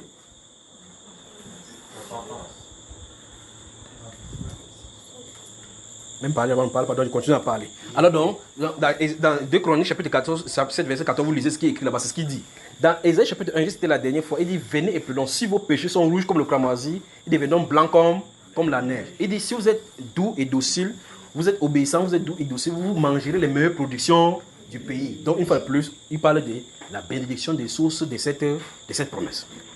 Et j'ai posé la question, où se trouve donc la promesse de l'Église? L'Église part en captivité. Et quand tu pars en captivité, tu es sous l'influence, sous l'onction, sous le manteau de Babylone. C'est-à-dire, vous êtes sous la gouvernance, sous la domination de la puissance de l'autorité de Babylone. L'Église se trouve en plein sous la puissance de Babylone. Vous entendez, ce que vous voyez, même les pentecôtistes vont saluer le pape, ils baisent sa barque en se rabaissant. Vous dites, n'est-ce pas ici un leader évangélique qui était influent? Qu'est-ce qui part chez le pape? Parce qu'il s'est posté devant le pape en se rabaissant. Sachant clairement que celui-ci était un disciple de l'Antichrist. Vous devez comprendre que le manteau de Chimie a de se développer. Vous voyez cela, n'est-ce pas? C'est là où l'Église se trouve. Mais la promesse de Dieu, c'est qu'on aille à l'opprobre de Christ pour le trouver hors de camp. Vous me suivez? Maintenant, dans la promesse. Si vous lisez dans Actes chapitre 2 que je vous ai donné, là, verset 38, il dit, et la promesse est pour vous. C'est pas ça? Repentez-vous et que chacun de vous soit baptisé au nom de Jésus-Christ pour le pardon de vos péchés et vous recevrez le don du Saint-Esprit. Le don du Saint-Esprit, vous pouvez souligner. Donc, en clair, toutes les retombées, écoutez bien, toutes les retombées, tout ce que vous pouvez avoir comme coordination de la part du ciel sur la terre dans votre propre vie, c'est au travers de cette promesse. Parce que Jésus ne viendra pas physiquement comme ça vous prendre pour aller faire quoi que ce soit. C'est le Saint-Esprit, c'est le rôle du Saint-Esprit maintenant. Son rôle était terminé à la croix.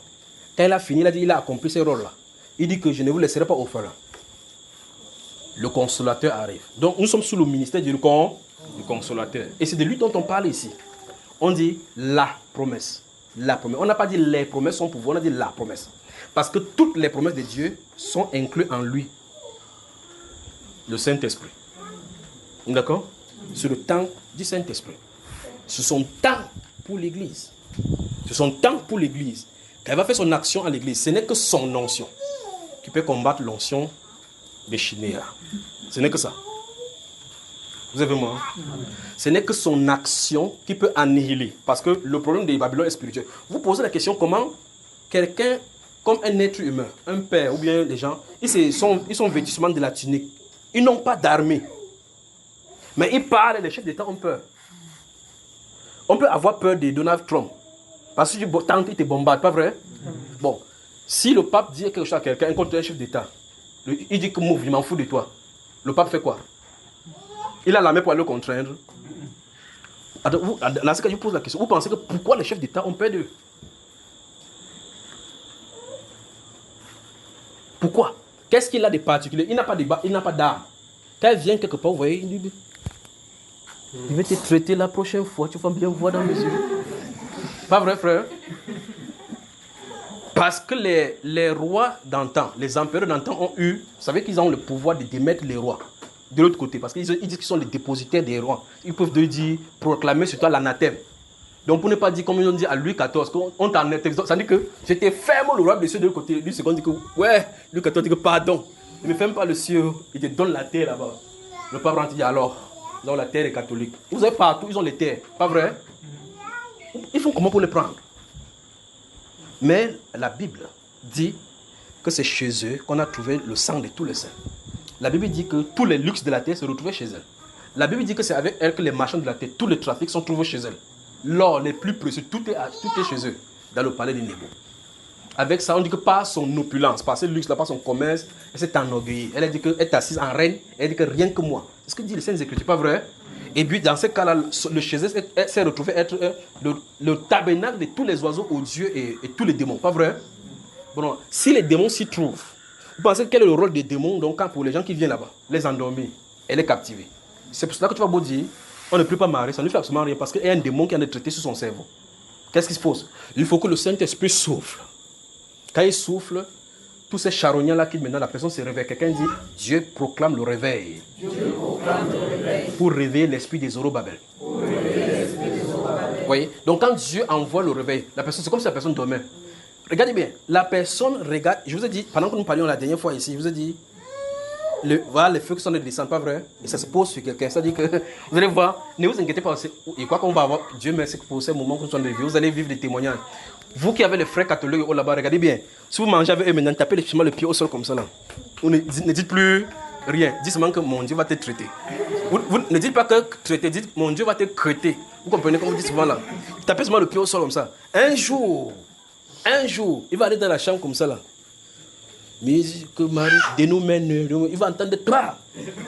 Quand il va sortir, il va dire que mais c'est ce que tu disais, c'était vrai. Je vous ai raconté l'histoire de deux de mes amis. Je crois qu'un de ces jours, ils vont venir. Parce que l'autre est enseignant à Babenda. L'autre est ici. Il est même ici à Makepe. Il est ici. Il est enseignant quelque part dans la ville de Douala ici. Vous savez, je dors avec eux. Même Dieu me met dans des situations compliquées. Je dors avec eux. Je suis dans la chambre. Vous savez, quand j'ai enseigné là, je trouve chez toi. Quand j'ai chez toi, je dors aujourd'hui. Demain, je dors chez une autre personne. Je suis dans ça. Et ma bouche ne se fermait pas. C'est maintenant qu'ils voient qu'on pouvait me mettre dehors même tranquillement comme ça là, à cause de ma bouche. Je m'assois là-bas, il a vous appelez les rosaires là-bas à coucher avec. Vous savez, ils ont un Joseph qui est tout comme s'il était trop petit. Et puis je suis là, de dormir et je lis la Bible.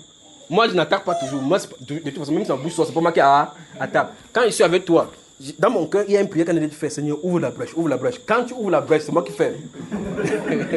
Donc je suis en train de lire la Bible sur le livre sur la Bible. Pourquoi tu ne peux pas marrer? Ah, mof. C'est la question que tu ne dois pas poser là-bas. J'ai parlé. Cette jour-là, on a parlé de 21 peut-être jusqu'à 2 heures. Je suis moi sur le lit comme ça, en train de lire. Après, je dors. J'entends le matin quelqu'un, j'entends fou. Le calendrier est tiré en haut. Le calendrier qui était là-bas. Et fou, ça se déchire. J'ai fait comme ça, j'ouvre les yeux, je guette. Et tire le truc, je vois elle est dehors. Il est en train de brûler. Je tourne la couverture, il dit que ça a pris feu. Après, depuis ce jour, il est ancien d'église quelque part à Bamenda là-bas. Maintenant, c'est celui dont je suis en train de parler maintenant. Donc, il est mince. Et c'est quoi? C'est ce que Dieu lui a montré dans la nuit. Je ne lui ai pas demandé de sortir. Je parlais ce qu'il fallait parler. Je suis resté encore, on a dormi ensemble. Mais à d'autres personnes, tu parles, ils ne répondent pas comme ça. La réponse a été nette. Vous voyez? L'autre, le deuxième, celui qui est ici, c'est celui qui avait dit, je lui avais parlé de marée, parler de toutes ces choses-là. Il est quitté le matin, le dimanche, il est allé se baigner. Il part. Vous savez, quand il part là, tous les catholiques sont frais le dimanche. Il part. Moi, je suis toujours à la mer, mais je suis en train de lire la Bible. Je vois quelqu'un entre encore en courant comme ça. Je dis, mais c'est quoi? Il dit, je n'ai pas appris là-bas. Qu'est-ce qui s'est passé? Il me dit encore, je n'ai pas appris là-bas. Qu'est-ce qui s'est passé? Il dit, assieds-toi, il dit quoi? Je ne sais pas, je crois que c'était dans la zone ci. Nous sommes à Makepe, n'est-ce pas? Il doit y avoir une paroisse dans la zone de Makepe Mosoke, c'est dans la paroisse. Et dans cette paroisse, c'est une paroisse catholique. Ce qu'il m'a dit, c'est qu'il y a un gros ange qu'on a dessiné. Vous qui avez les catholiques, je ne sais pas dans quelle paroisse ça se trouve ici. Donc il m'a dit qu'il y a un archange qu'on a dessiné en haut, au-dessus du plafond. C'est comme si on a gravé là-bas en haut. Le fait que je lui ai parlé de toutes ces choses, de tous les... moi je ne suis pas entré là-dedans. Je dis ce que la Bible dit, c'est que chez elle, on a trouvé telle chose, telle chose, telle chose. Quand le gars a enseigné maintenant, le temps que le prêtre dit Halab le Spirit Santo, il ne voit plus ça. Il a des guettes, guette les fenêtres. Donc, quand il est entré à l'intérieur, mes paroles passaient encore dans son esprit, ça passait. Il guette comme ça, il dit, mais maintenant il dit que, qu'est-ce que la statue s'est fait ici? Qu'est-ce que Marie s'est fait ici? Pourquoi il y a l'eau ici à droite que je vais te mettre l'eau pour mettre sur ma tête? Les questionnements viennent dans sa tête. C'est lui qui me raconte, moi je ne suis pas avec lui. Moi je suis en train de lire ma Bible, c'est là qu'il est revenu avec la sueur sur lui. Et puis il se tourne comme ça, il guette. C'est lui qui me dit. Il dit qu'il a regardé en haut comme ça là. Il guette la grosse statue qui est en haut là-bas. Vous savez, apparemment, il m'a dit que c'est un ange qu'on a dessiné avec l'épée. Il dit que l'ange l'a regardé comme ça, il a forcé le visage. Il dit que j'ai fait comme ça pour voir si je ne suis pas en train de rêver. Il a encore guetté, il a encore forcé le visage. Il dit que c'est quand il a vu le couteau bouger qu'il a compris que c'était pas sa place là-bas. Donc quand il vient comme ça avec la course, comme ça, il est sorti à l'intérieur, que l'ange l'a chassé. C'était fini avec l'église catholique. Dieu va produire le réveil comme ça. Dieu va produire le réveil. Vous savez, dans le livre de Luc chapitre 1, vous remarquez que le sacrificateur Zacharie, il était dans le sanctuaire, non? N'est-ce pas dans le sacrifice, là, qui est dedans de l'offrir le sacrifice?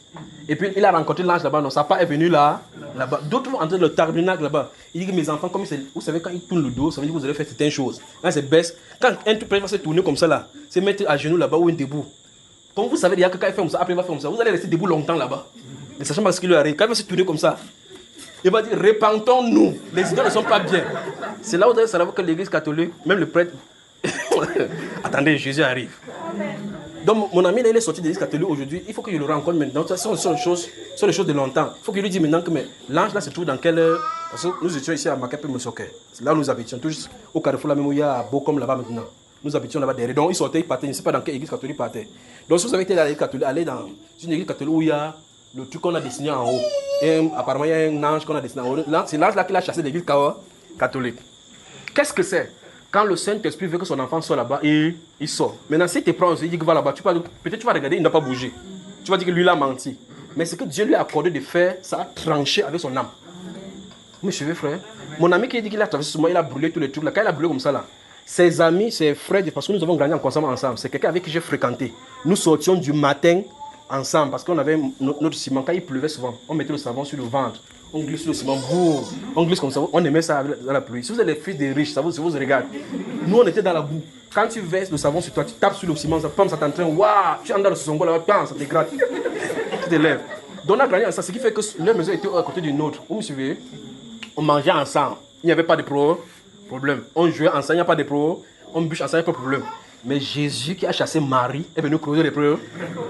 Depuis ce moment-là, sa famille ne veut plus me rencontrer. Mais moi, je m'en fous. Quand Jésus est entré là-bas, j'étais avec lui. Alors, donc le Seigneur va produire le réveil. Il n'est pas question de chasser quelqu'un là-bas. Jésus dit, mon peuple sortait du milieu de ceux qui lui appartiennent. Je dis que ce n'est pas seulement l'église catholique. Toutes les dénominations ont les enfants du Seigneur. On ne peut pas connaître. Parce que Dieu ne peut pas brûler Sodome sans faire sortir l'autre. Il ne peut pas remplir la terre de l'eau sans faire sortir Noé. Vous me suivez, frère?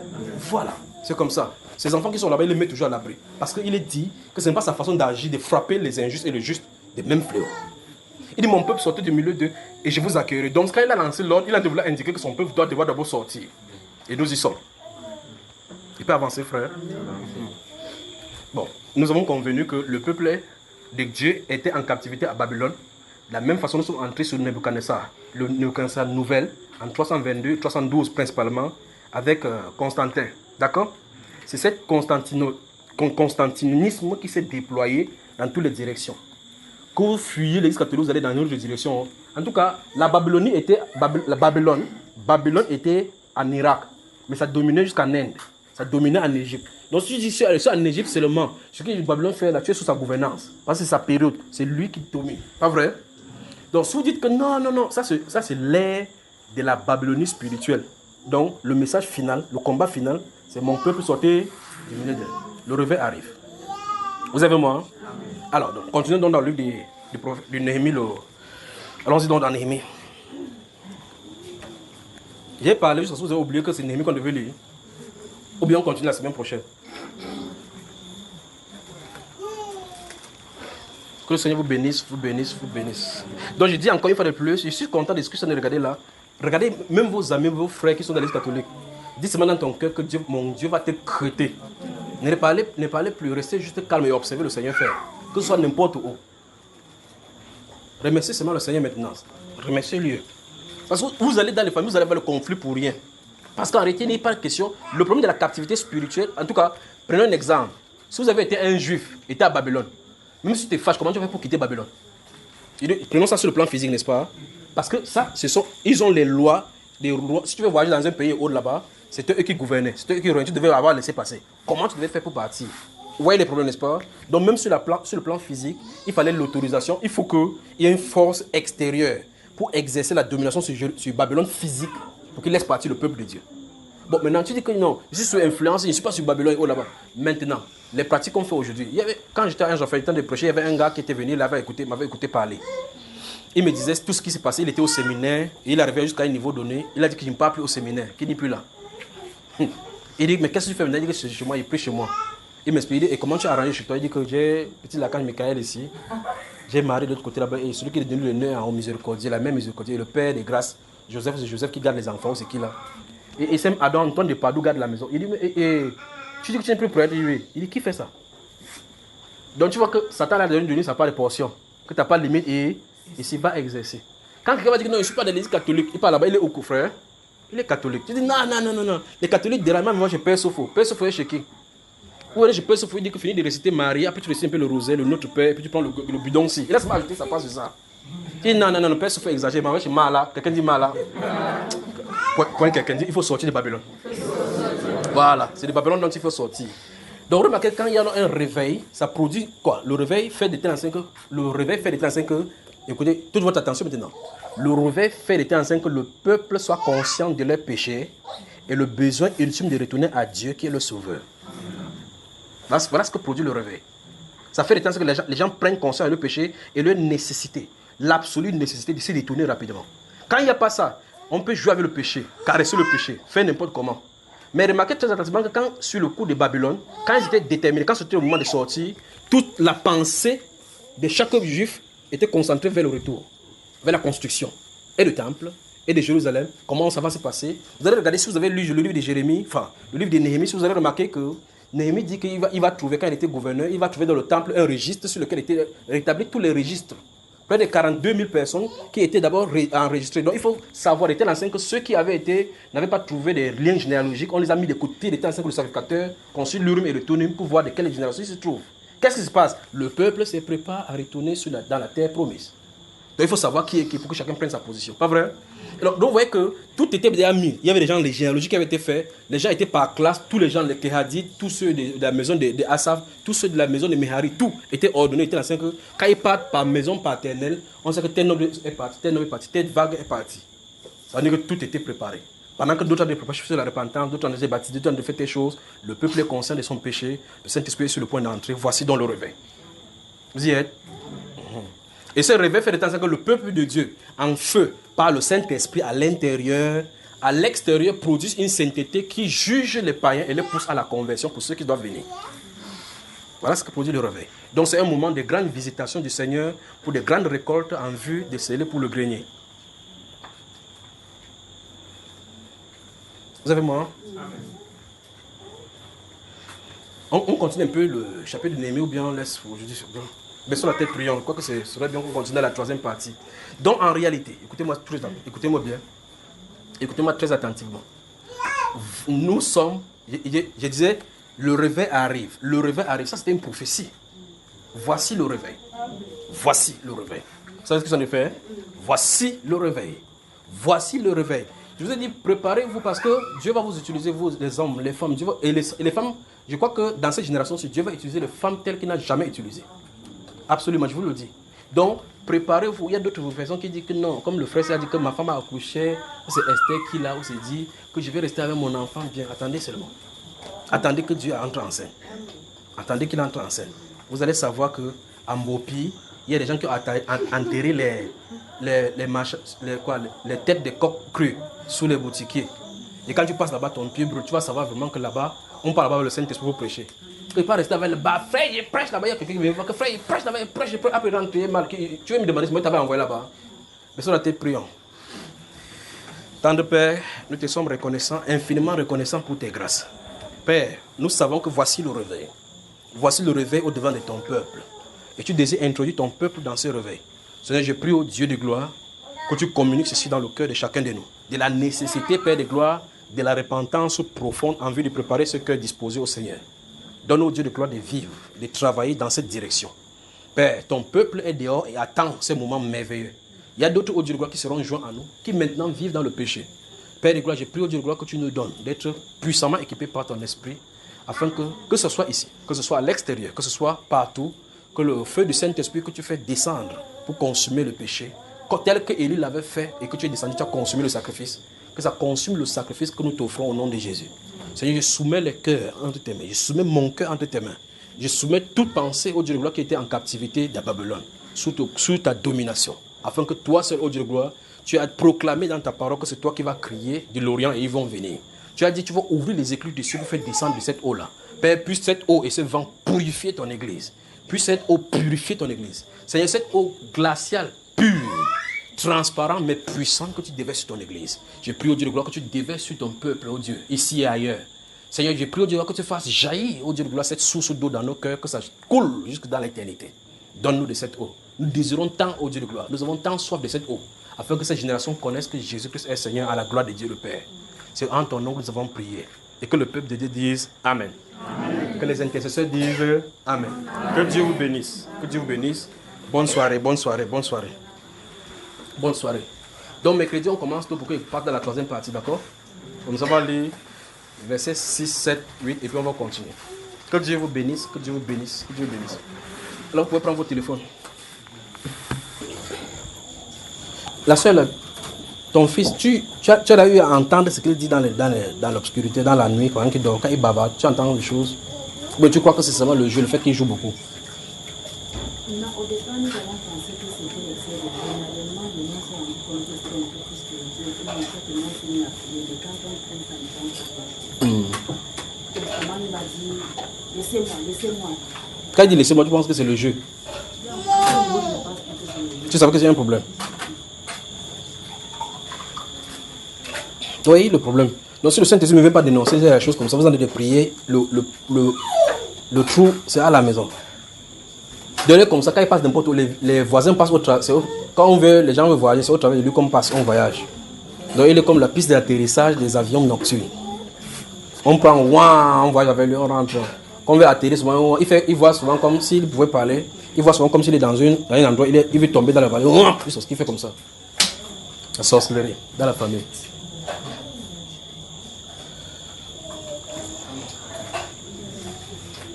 Donc quand vous venez avec les enfants, gardez que les enfants soient calmes pour que pendant que je suis en train de prêcher, que je suivais bien l'atmosphère qui est dehors. D'accord, frère? Vous entendez les femmes là? Écoutez-moi, les conducteurs, vous les conducteurs d'ici. Le premier samedi de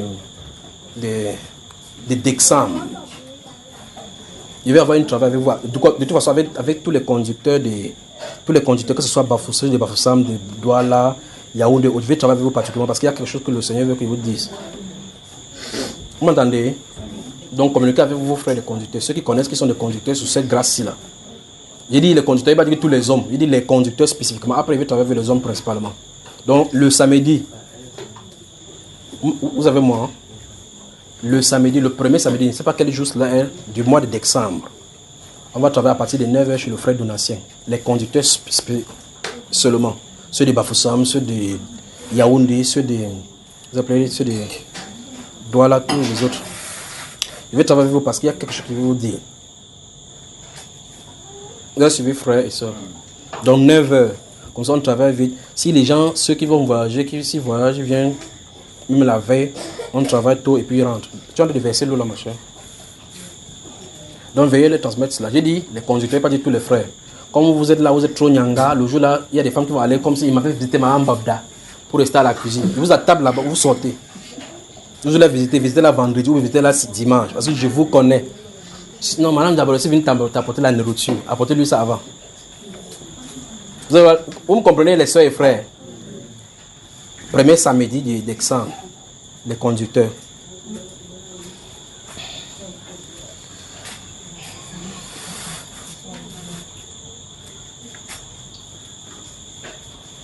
Je crois qu'il y a 2 personnes ici avec qui il y a rendez-vous. C'est celui-là et une autre personne. Elle est où? C'est toi, il dit samedi, non? Ouais. C'est toi. Avec qui encore? Il y a 2 personnes qui me suivaient, il dit à samedi. Ok, donc après, donc vous.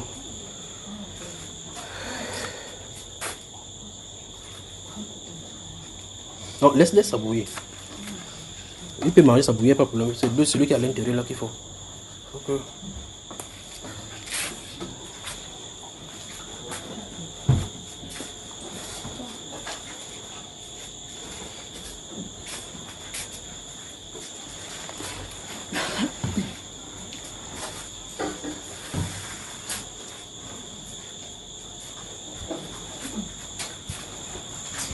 Tu as pris ta bouillie, mon cher. Bon, il t'attend, tu prends la bouillie encore. Il t'attend, tu prends la bouillie avant qu'on part.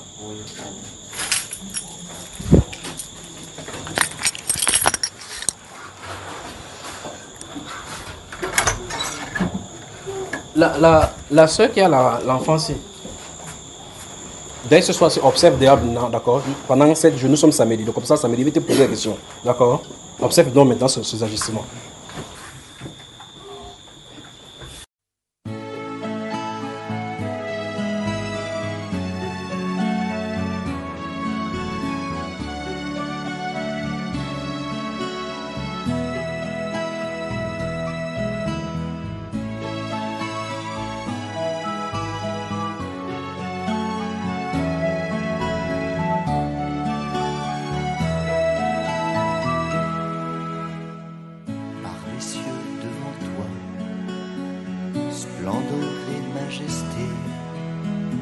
Par l'infiniment grand, l'infiniment petit, et par le firmament, ton manteau étoilé, et par frère soleil, je veux crier, mon Dieu, tu es grand, tu es beau, Dieu vivant, Dieu très haut, tu es le Dieu d'amour.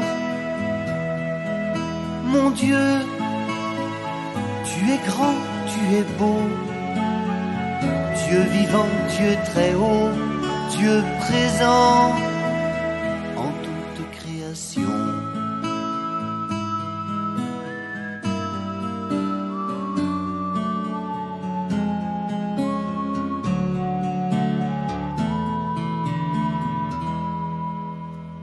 Par tous les océans et par toutes les mers, par tous les continents et par l'eau des rivières, par le feu qui te dit comme un buisson ardent, et par l'aile du vent, je veux crier, mon Dieu, tu es grand, tu es beau, Dieu vivant, Dieu très haut, tu es le Dieu d'amour.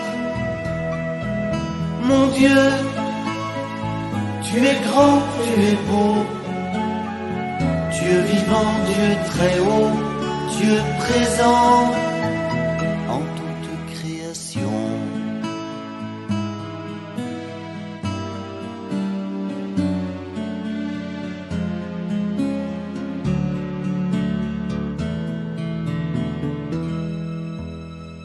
Par toutes les montagnes et toutes les vallées, par l'ombre des forêts et par les fleurs des champs, par les bourgeons des arbres et l'herbe des prairies, par le blé en épis, je veux crier, mon Dieu, tu es grand, tu es beau, Dieu vivant, Dieu très haut, tu es le Dieu d'amour.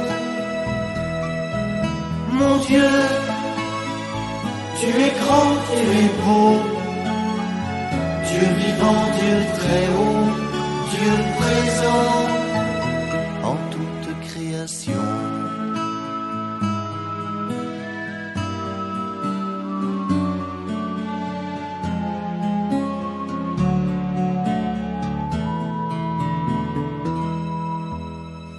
Par tous les animaux de la terre et de l'eau, par le chant des oiseaux, par le chant de la vie, par l'homme que tu fis, juste moins grand que toi, et par tous ces enfants, je veux crier mon Dieu, tu es grand, tu es beau, Dieu vivant, Dieu très haut, tu es le Dieu d'amour.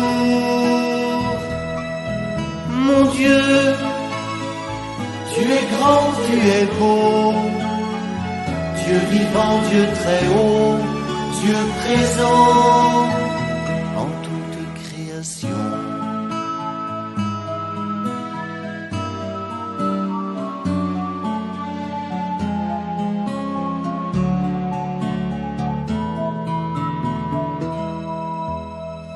Par cette main tendue qui invite à la danse, par ce baiser jailli d'un élan d'espérance, par ce regard d'amour qui relève et réchauffe, par le pain et le vin, je veux crier mon Dieu, tu es grand, tu es beau, Dieu vivant, Dieu très haut, tu es le Dieu d'amour.